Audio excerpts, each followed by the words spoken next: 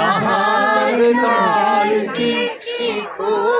তোমার চরণ মন্দির বিচ্ছেদের নলে পুরে কলিজা ও যেন ইটের ভাটায় কয়লা দিয়া আগুন জ্বালাইছে যেন ইটের ভাটায় কয়লা দিয়া আগুন জ্বালাইছে রাখিও আমার মুখর পাখি